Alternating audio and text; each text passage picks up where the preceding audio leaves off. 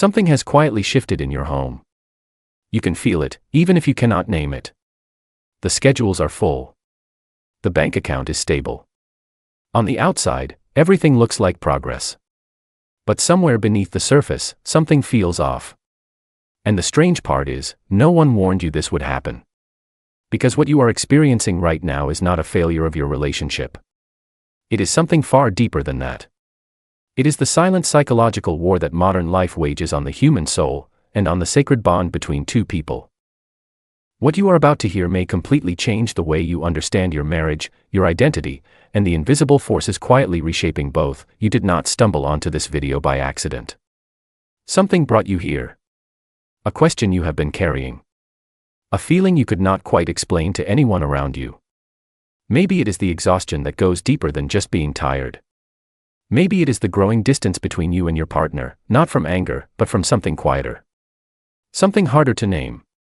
Or maybe it is this strange sense that the life you built together is somehow running on autopilot, and neither of you knows how to slow it down. Whatever brought you here, understand this. The tension you are feeling is not random. It is a psychological signal. And Carl Jung would say it is your unconscious mind trying to speak a truth that your conscious life has been too busy to hear. Welcome to the Shadow Self. If this message resonates with you, subscribe and turn on notifications so you never miss the deeper meanings behind human behavior. Let us begin with what is actually happening in the modern dual-income family. On the surface, it is simple. Two people work. Two incomes flow in. Financial pressure decreases. Independence grows. And society applauds. But beneath that surface, the psychology is extraordinarily complex. Because when two people spend the majority of their waking hours in separate worlds, separate offices, separate colleagues, separate stresses, separate identities, something begins to happen to the invisible thread that connects them. It does not break suddenly. It does not snap with a loud sound. It frays. Slowly. Quietly. Thread by thread. Jung believed that every human being carries what he called the shadow self, the part of us that holds everything we have suppressed, ignored, or hidden away in the rush of daily life.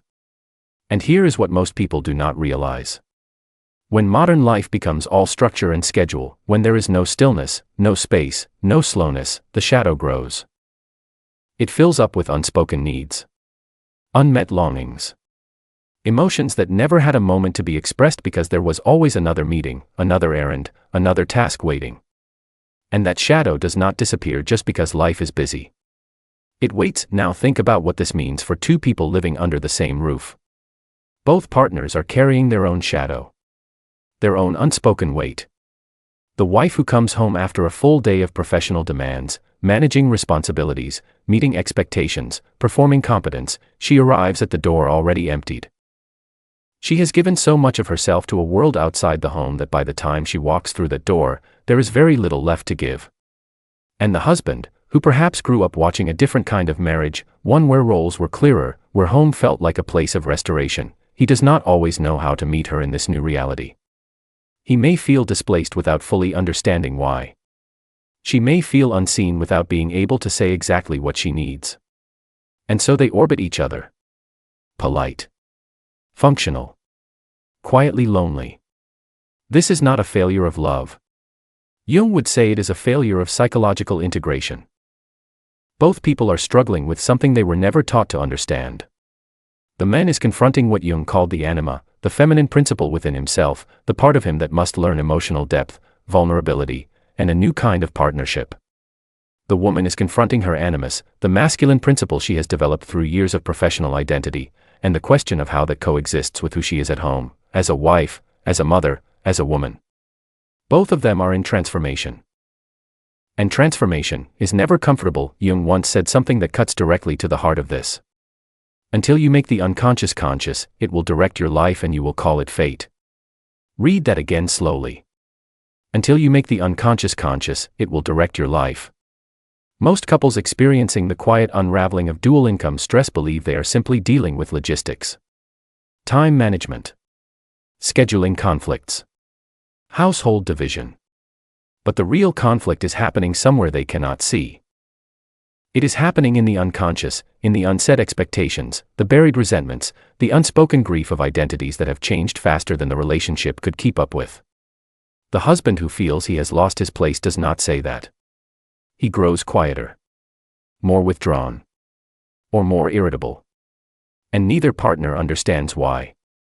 The wife who feels she is being asked to be everything to everyone does not always say that either. She becomes more efficient, more detached, more self-sufficient in ways that unintentionally push her partner further away. And so the distance grows. Not because the love is gone, but because the unconscious patterns are running the show. There is something else happening that is rarely spoken about. When two people share a life, they share an energy field.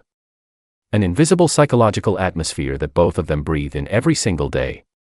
Jung described this in his work on the collective unconscious, the idea that human beings are not as separate as they appear. That we are deeply, fundamentally connected to those we love in ways that go far beyond words or logic. And when that shared atmosphere becomes heavy with stress, silence, and suppressed emotion, both partners feel it. You may have experienced this yourself. That moment when you walk into a room and something feels thick, unspoken, where neither person has said anything wrong, but the air itself carries a weight. That is not imagination. That is two unconscious minds communicating what the mouths have not. In a dual-income household, this atmosphere is often saturated with exhaustion and performance. Both partners performing strength. Both partners performing capability. Neither one willing to be the first to say, "I am struggling. I miss us. I do not know who we are becoming." And the longer that goes unsaid, the more the unconscious takes over. The more distant the closeness feels. The more routine replaces intimacy. The more two people can share a bed and still feel completely alone. But here is the truth that changes everything. This tension, this distance, this quiet unraveling. It is not the end of something. It is the beginning.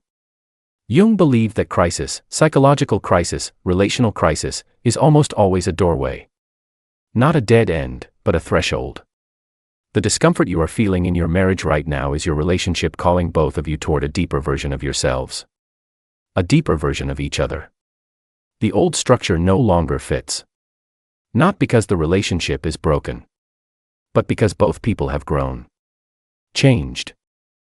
Evolved beyond the agreement they made when they were younger, less experienced, less aware. And growth that happens inside two separate people will always create friction between them. That friction is not evidence of incompatibility. It is evidence of aliveness. It means both of you are still becoming. Still evolving. Still carrying within you the potential for a love that is deeper, more honest, more conscious than what you started with. But to reach that, something has to be acknowledged. Something has to be brought out of the shadow and into the light. Let us talk about what that transformation actually requires. Because it is not what most people expect. It is not a vacation. It is not a date night scheduled between meetings. It is not a conversation that begins with, "We need to talk," and ends with mutual exhaustion. The transformation Jung points to is internal first. It begins when each partner stops asking what is wrong with this relationship and starts asking what is happening within me that I have not been willing to look at. For the woman who has built her identity around professional achievement, the question is this. What part of yourself did you leave behind when you stepped fully into the working world? What softness, what need, what vulnerability did you tuck away because there was simply no room for it in the schedule? For the man who has watched his role evolve without being given a map for how to navigate it, the question is this. What are you actually afraid of? Is it the change in dynamics? The unfamiliarity of a more equal partnership?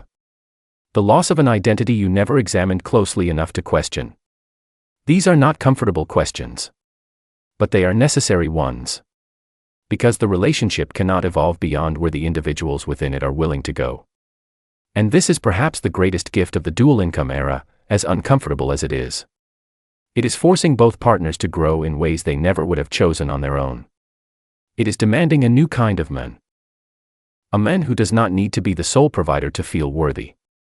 A man whose identity is strong enough to hold space for a partner who is equally capable. It is demanding a new kind of woman. A woman who does not have to choose between her ambition and her tenderness. Who does not have to be invulnerable to be respected. And it is demanding a new kind of marriage. One built not on roles, but on knowing. Knowing each other deeply. Knowing yourself honestly. And choosing, consciously, every single day, not out of habit or obligation, but out of genuine, evolved love. So what do you do with all of this? You do not force resolution. You do not manufacture intimacy with grand gestures while the deeper wound goes untreated. You begin with honesty. Not the kind of honesty that blames. Not the kind that catalogs every grievance collected over months of silence. The kind of honesty that is vulnerable. That says, I have been so focused on surviving this life we built that I forgot to actually live it with you. Or perhaps, I do not know who I am in this new version of us, and that frightens me more than I have been willing to admit. That kind of honesty is rare. It requires courage. It requires the willingness to be seen without armor. But it is also the only kind of honesty that creates real change. Jung understood that healing, in relationships, in individuals, almost never comes through logic or planning alone. It comes through the moment when something true surfaces. When the shadow is acknowledged. When what was buried is finally allowed to exist in the light between two people. That moment of genuine vulnerability, that is where reconnection begins. Not with perfect circumstances. Not with more time or fewer responsibilities. With truth. Spoken softly. Between two people who are both, underneath all of their exhaustion and performance, still reaching for each other. The modern world offers us many things. It offers productivity and progress. Independence and opportunity. Financial freedom and professional identity. But it does not always offer us silence. And it is in silence that we remember what matters. It is in stillness that we hear the voice beneath all the noise, the voice that was there before the schedules, before the careers, before the dual income and the divided attention. The voice that said, I choose you. Carl Jung spent his life studying the human soul, not to fix it, but to understand it. To honor its complexity. To recognize that the deepest struggles of human life are almost always invitations toward greater awareness. The rise of dual income families is not a threat to love. It is an invitation to evolve it. To build something more conscious. More deliberate. More honestly human than what came before. The question is not whether your relationship can survive the pressures of modern life. The question is whether both of you are willing to grow through them. Because survival is not the goal. Awakening is. And the relationship that walks through this fire together, honestly, consciously, with all of its shadow acknowledged and all of its light protected. That relationship does not just survive. It becomes something rare. Something most people spend their entire lives searching for. A love that has been tested, transformed, and chosen again. Not out of comfort, but out of full, conscious awareness. That is the gift waiting on the other side of everything you are navigating right now. And it begins the moment you stop running from the discomfort. And start listening to what it is trying to tell you.